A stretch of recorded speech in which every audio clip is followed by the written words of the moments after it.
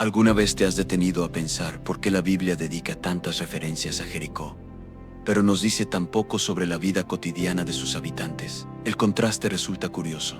Jericó aparece en las Escrituras en más de 70 ocasiones, aunque siempre de un modo bastante concreto. El texto bíblico nos entrega datos específicos sobre ciertos aspectos de esta ciudad, pero al mismo tiempo permanece totalmente en silencio respecto a otros detalles importantes. Ese silencio, lejos de ser accidental, puede ser tan significativo como las menciones directas. Hoy exploraremos exactamente qué información ofrece la Biblia acerca de Jericó. Jericó era conocida por un sobrenombre que alude a su mayor riqueza: la ciudad de las palmeras. Así la denomina Deuteronomio 34:3, Berenjo, cuando Dios permite a Moisés ver la tierra prometida desde lejos antes de morir. Este apelativo no es únicamente una metáfora bonita, sino que refleja una realidad práctica.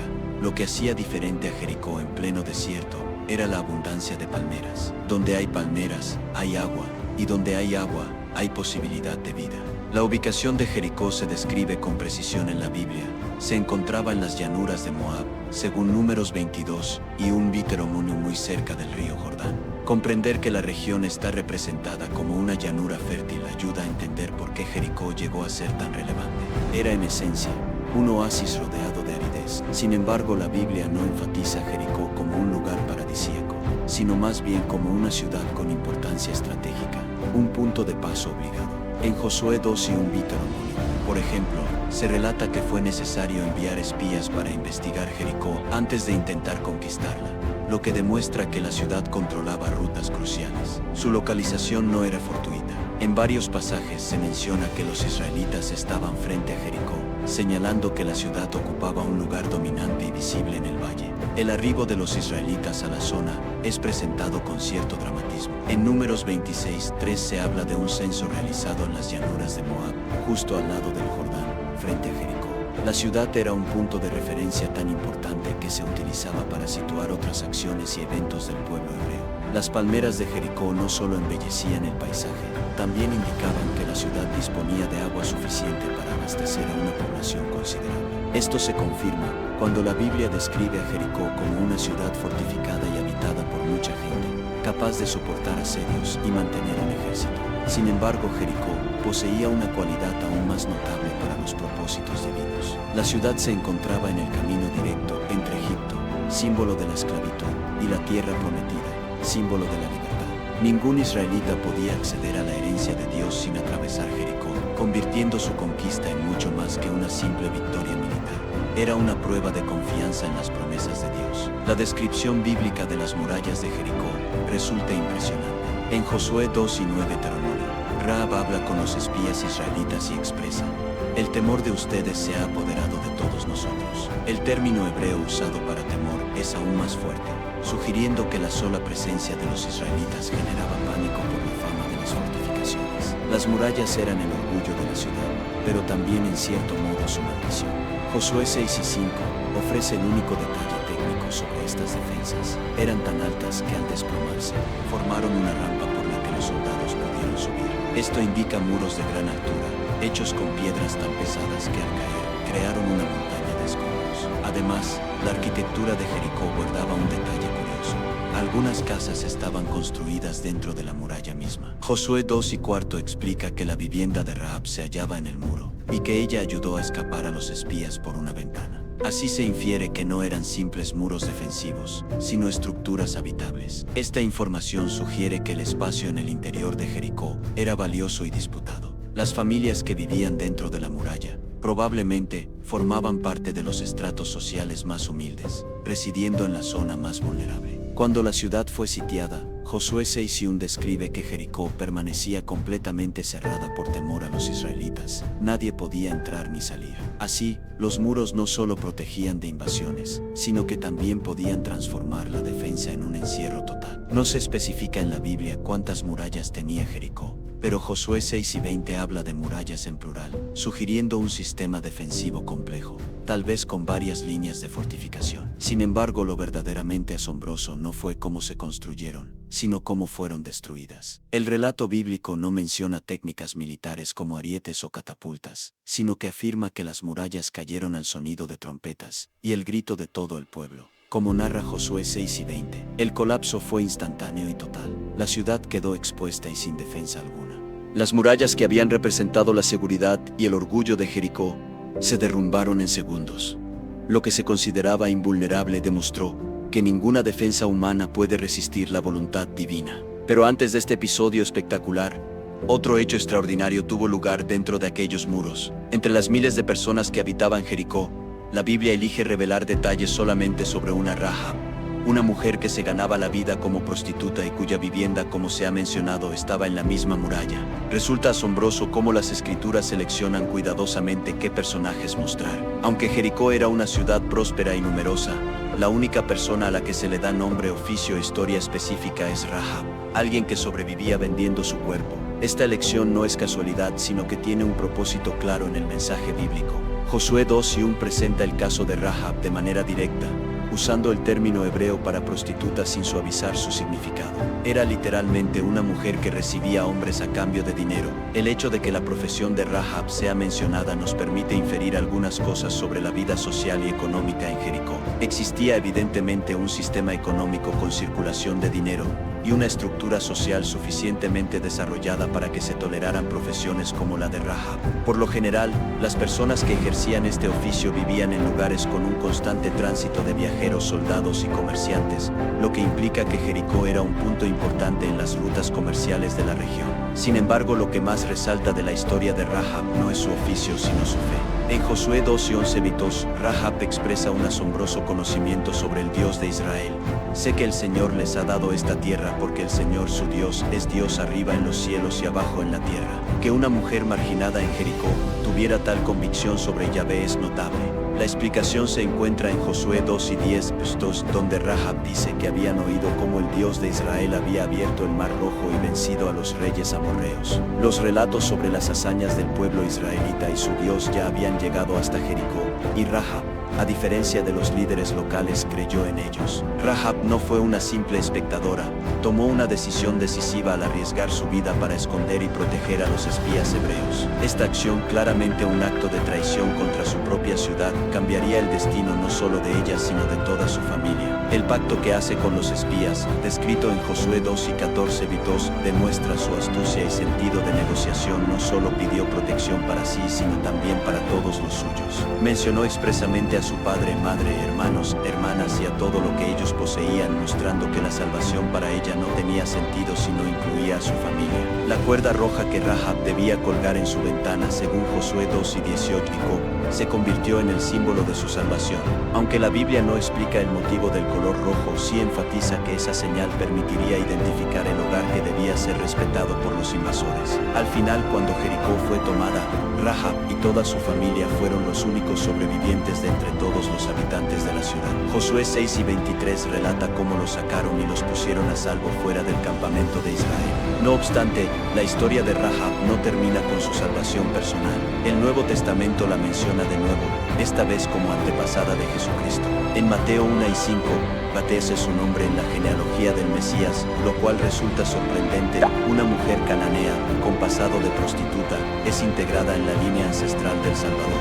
Así, la historia de Jericó y de Rahab demuestra que los planes de Dios pueden incluir a las personas y situaciones más inesperadas. Jericó no experimentó una sola caída en el relato bíblico. Mucho antes de la llegada de Josué, ya había sido escenario de conquistas y dominaciones. Hubo una ocasión en la que los propios israelitas se vieron sometidos y convertidos en vasallos dentro de sus murallas. El libro de los jueces, en 3 y 13 Vitos, narra un periodo oscuro. Los israelitas volvieron a desviarse del camino correcto, por lo que Dios permitió que Eglón, rey de Moab, los conquistara. Eglón no vino solo, formó una coalición militar con los amonitas y los amalecitas, como revela el texto. El principal objetivo de esta alianza era Jericó, llamada de nuevo la ciudad de las palmeras. Esto deja claro que la geografía jugaba un papel central en el destino de la ciudad. Quien controlaba Jericó tenía acceso privilegiado al Valle del Jordán y a las rutas comerciales más importantes de la región. era, literalmente, la llave para acceder a territorios más allá.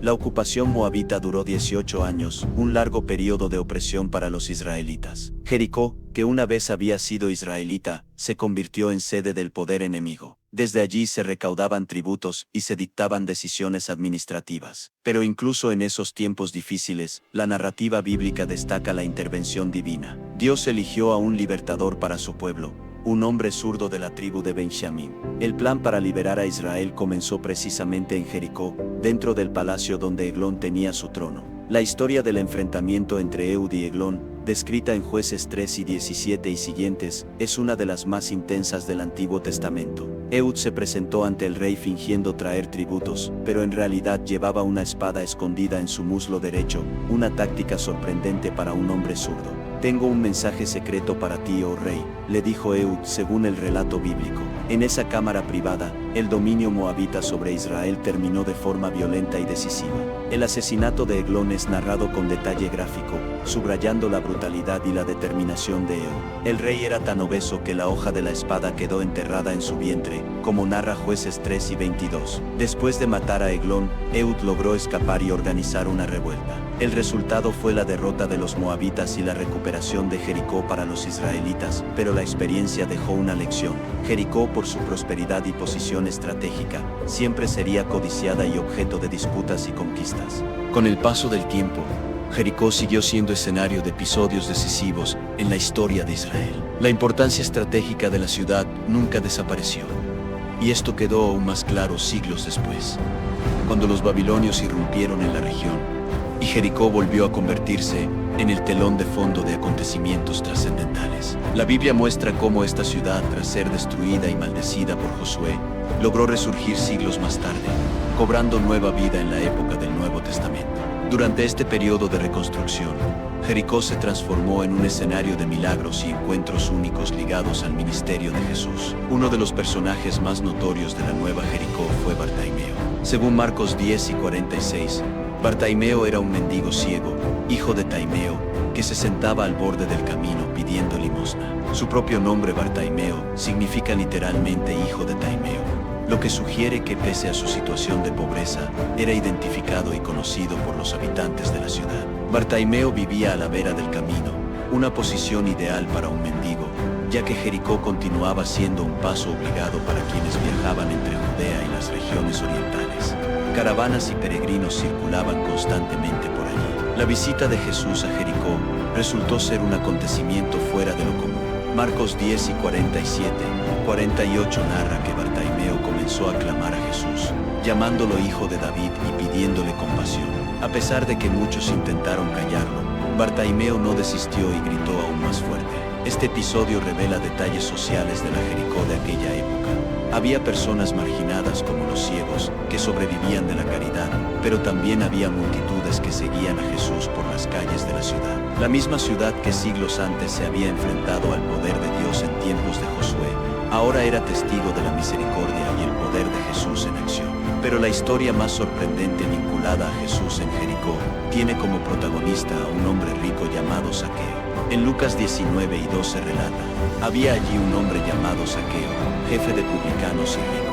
Zaqueo no era un recaudador común. Su posición como jefe de los publicanos en Jericó demuestra que la ciudad tenía suficiente actividad económica para justificar una oficina regional de recaudación de impuestos. Sin embargo, Zaqueo enfrentaba una dificultad personal. Era de baja estatura y debido a la multitud no lograba ver a Jesús. Según Lucas 19 y 3, su solución fue ingeniosa: corrió adelante y se subió a una higuera para observarlo mientras pasaba. La reacción de Jesús ante Zaqueo fue inesperada para todos. Lucas 19 y 5 recoge las palabras de Jesús: Zaqueo, baja pronto porque hoy debo quedarme en tu casa. No solo notó la presencia de Zaqueo en el árbol, sino que además se invitó a cenar en su casa, un gesto impactante para los habitantes de Jericó, quienes despreciaban a los publicanos. Si alguna vez has sentido que Dios te nota incluso cuando el mundo te ignora, la historia de Zaqueo puede resultar profundamente significativa. La transformación de Zaqueo fue inmediata y radical. En Lucas 19 y 8, Zaqueo promete dar la mitad de sus bienes a los pobres y restituir cuadruplicado cualquier cantidad que hubiera extorsionado. Este acto demuestra la existencia de desigualdades económicas en Jericó. Había pobres necesitados, pero también personas ricas capaces de repartir grandes sumas. Las palabras de Jesús, "Hoy ha llegado la salvación a esta casa", resonaron en el mismo lugar donde siglos antes habían caído las murallas por la fuerza divina. Jericó había sido testigo del poder destructor de Dios. Ahora experimentaba su poder transformador. En el trasfondo de todo este relato, la Biblia conserva un dato profético de gran peso: la maldición pronunciada por Josué sobre Jericó tras su destrucción. Josué 6:26 recoge la declaración de Josué: "Maldito sea delante del Señor el hombre que se atreva a reconstruir esta ciudad. A costa de su primogénito pondrá sus cimientos y a costa de su hijo menor instalará sus puertas". No se trataba simplemente de una amenaza, sino de una profecía que permanecería latente por siglos. Durante 500 años, esta maldición quedó sin cumplirse. Las ruinas de Jericó permanecieron intocadas, recordando a todos la advertencia de Josué. Sin embargo, en tiempos del rey Acab, alguien desafió esta antigua palabra. En 1 Reyes 16:34 se narra el cumplimiento exacto de la profecía. En su tiempo, Hiel de Betel reedificó Jericó. A costa de Abiram, su primogénito, echó el cimiento, y a costa de Segub, su hijo menor, puso las puertas, conforme a la palabra que el Señor había hablado por Josué hijo de Nun. La precisión es sobrecogedora, y él perdió a 2 hijos exactamente como lo había predicho Josué, uno al comenzar la construcción, y otro al instalar las puertas de la ciudad. Este episodio muestra que las palabras divinas permanecen vigentes a través de los siglos, cumpliéndose al pie de la letra sin importar cuánto tiempo pase ni cuántas generaciones intenten ignorarlas. Así, la historia de Jericó se convierte en una advertencia acerca de la fidelidad y el poder de Dios. Pero la última palabra sobre Jericó no es la tragedia, sino la esperanza. La ciudad que fue maldecida y destruida terminó siendo escenario de milagros y de restauración. Lo que un día fue símbolo de juicio, se transformó en lugar de gracia y redención. La historia de Jericó es un testimonio fascinante sobre la manera en que Dios utiliza lugares y personas para enseñar lecciones que van más allá del tiempo y la geografía. Esta ciudad, protagonista de conquistas, milagros y profecías cumplidas, permanece como símbolo de muchas realidades espirituales. Uno de los temas más llamativos es cómo Jericó encarna la tensión entre destrucción y restauración. El relato bíblico muestra que sus murallas, tan sólidas y temidas, terminaron derrumbándose de una manera insólita, sin intervención militar convencional. La caída de las murallas no solo abrió paso al ejército de Israel, sino que también ilustró que toda confianza humana en estructuras y fortalezas puede resultar en vano cuando Dios decide actuar. Las ruinas de Jericó, durante siglos, recordaron a generaciones el poder de una palabra divina. Al mismo tiempo, la reconstrucción de la ciudad y la posterior realización de milagros allí, durante el ministerio de Jesús, demuestran que la historia no termina en el juicio. Jericó se convierte con el tiempo en el escenario de nuevos comienzos, de encuentros transformadores y de actos de fe. Los personajes asociados a Jericó también enseñan lecciones profundas. Rahab, por ejemplo, representa la posibilidad de redención incluso para quienes, socialmente, parecían estar más lejos de Dios. Su fe y su valentía no solo salvaron a su familia, sino que la integraron a la historia más importante del pueblo de Israel, e incluso a la genealogía de Jesús. Así, la Biblia deja claro que ningún pasado, por oscuro que sea, impide ser parte del propósito divino.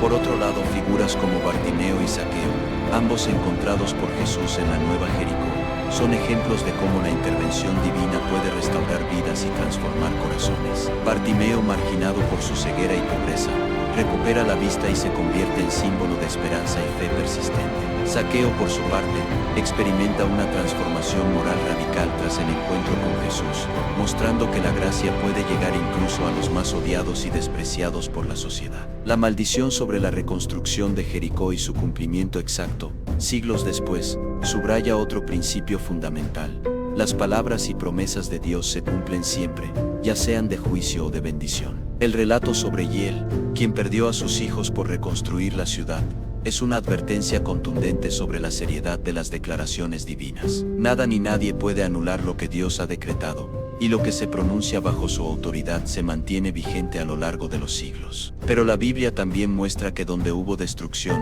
puede haber restauración. La ciudad que fue destruida y maldecida también fue testigo del amor, la compasión y el poder renovador de Dios. Jericó vio cómo el juicio se transformó en oportunidad de salvación y cambio. Lo que antes fue símbolo de ruina, se convirtió en escenario de milagros y transformación interior. Esto nos revela una faceta profunda del carácter de Dios. Él es a la vez juez y redentor. Su poder no solo es capaz de derribar murallas, sino también de levantar vidas, sanar heridas y ofrecer nuevas oportunidades. La historia de Jericó enseña que la autoridad divina que pronuncia juicio, también ofrece salvación, que el mismo Dios que cumple sus palabras de castigo, es fiel para cumplir sus promesas de restauración. La enseñanza central que se desprende de Jericó es que los grandes momentos de la historia bíblica no solo tratan sobre ciudades, muros y batallas, sino sobre personas, decisiones y fe. La verdadera herencia de Jericó no reside en sus restos arqueológicos, sino en las historias y enseñanzas que siguen hablando a lo largo de los siglos, a quienes están dispuestos a escuchar. En resumen, Jericó es mucho más que una ciudad antigua mencionada en la Biblia. Es un símbolo potente del actuar de Dios en la humanidad.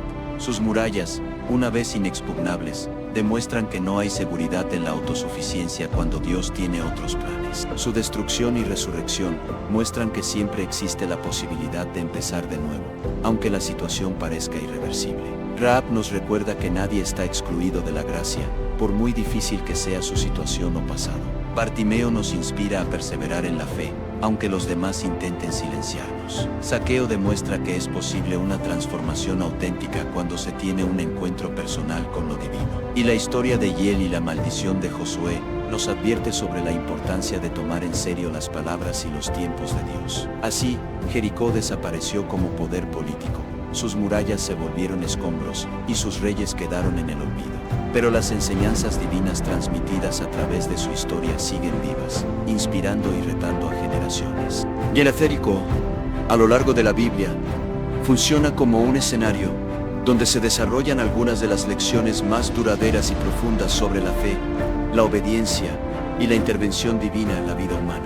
Sus historias, que han sobrevivido miles de años, no solo relatan el destino de una ciudad antigua, sino que muestran cómo los principios espirituales se manifiestan en hechos concretos y personajes reales. Uno de los aspectos más importantes de la historia de Jericó es su función como símbolo.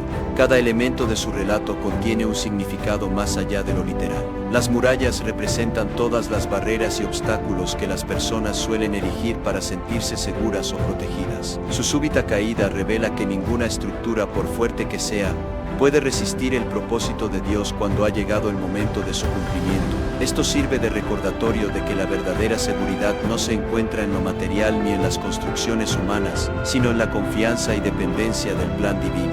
La presencia de Rahab en la historia de Jericó es igualmente simbólica. A través de ella, se nos enseña que la fe y la disposición a actuar con valentía pueden cambiar por completo el destino personal y familiar. Rahab, una mujer despreciada socialmente, no solo sobrevivió a la destrucción de su ciudad, sino que fue incorporada a la comunidad del pueblo de Dios y reconocida en la genealogía de Jesucristo. Su ejemplo muestra que Dios no juzga por la apariencia ni por la reputación, sino por la fe y la decisión de acoger su palabra y sus promesas. Jericó también es el escenario donde se manifiestan los milagros de Jesús, como la curación de Bartimeo y la transformación de Zaqueo. Estos relatos, desarrollados en la ciudad resurgida de las ruinas, nos enseñan que los lugares marcados por el dolor y la desgracia pueden llegar a ser en el momento correcto sitios de restauración, fe y cambio profundo. Jesús no evitó Jericó ni ignoró su pasado trágico. Al contrario, eligió ese lugar para demostrar la compasión y el poder de Dios sobre la vida de los marginados y los pecadores. El encuentro de Jesús con Zaqueo muestra, además, el poder del arrepentimiento y la restitución. La respuesta de Zaqueo, dispuesto a devolver 4 veces lo robado y compartir sus bienes con los pobres, revela que el verdadero cambio interior se traduce en acciones concretas que benefician a los demás y restauran la justicia en la comunidad. Así, la historia de Jericó nos invita a reconocer la posibilidad de comenzar de nuevo, sin importar el pasado, cuando hay apertura al perdón y la gracia. Otro tema relevante es la persistencia de la palabra de Dios. La profecía sobre la reconstrucción de Jericó, pronunciada por Josué y cumplida exactamente siglos después, demuestra la seriedad y el poder de la revelación divina. Nada de lo que Dios declara cae en el olvido ni queda sin efecto. Esto puede ser motivo tanto de temor reverente como de esperanza, dependiendo de cómo se recibe su mensaje. Al mirar la historia completa de Jericó, se puede ver cómo las ruinas físicas de la ciudad se transforman en lecciones espirituales. Lo que fue destrucción se convierte en advertencia, y al mismo tiempo en promesa de restauración. El Dios que derriba muros también levanta vidas. El que pronuncia juicio también ofrece misericordia. Las experiencias de los personajes y los eventos que allí ocurrieron siguen siendo fuente de inspiración y reflexión para quienes buscan entender cómo actúa Dios en la historia humana. Por eso Jericó no ha desaparecido verdaderamente. Aunque ya no existe como ciudad poderosa, sus relatos continúan influyendo y hablando a millones de personas a través de las escrituras. La verdadera herencia de Jericó no reside en sus piedras caídas ni en sus antiguas murallas, sino en las historias y enseñanzas que se transmiten de generación en generación, animando a vivir con fe, humildad y esperanza. Quienes leen sobre Jericó pueden identificarse con diferentes aspectos de la historia, con el temor ante lo desconocido y la necesidad de protección, con la experiencia de estar excluidos o marginados como Rahab y Bartimeo, con la búsqueda de redención y de un nuevo comienzo como Zaqueo, o con el desafío de obedecer a Dios incluso cuando sus instrucciones parecen difíciles de comprender. Jericó, en suma, es un espejo donde todos de algún modo pueden verse reflejados. La historia concluye, entonces, no con el silencio de unas ruinas, sino con una invitación a escuchar lo que Dios quiere enseñar a través de los sucesos de la ciudad de las palmeras. Así, cada vez que se narra la caída de las murallas, la fe de Rahab, el grito de Bartimeo o la transformación de Zaqueo, se renueva la promesa de que el poder de Dios sigue actuando, capaz de derribar lo que nos separa de su voluntad y de construir nuevas oportunidades en nuestra vida. Si comprendes que las promesas y advertencias de Dios siguen cumpliéndose, puedes afirmar con convicción que Dios es fiel. Jericó dejó de existir como potencia, sus muros se desmoronaron y sus gobernantes desaparecieron de la memoria, pero las lecciones que Dios quiso enseñar por medio de ella siguen tan vivas como el primer día, inspirando a todos los que desean escuchar. De esta manera, la verdadera herencia de Jericó no son sus antiguas estructuras, sino sus historias vivas, capaces de transformar corazones, fortalecer la fe y guiar a las personas a nuevas oportunidades de restauración y esperanza. Queda en cada uno la decisión de escuchar, aprender y dejarse transformar por el mensaje eterno que emana de la ciudad de las palmeras.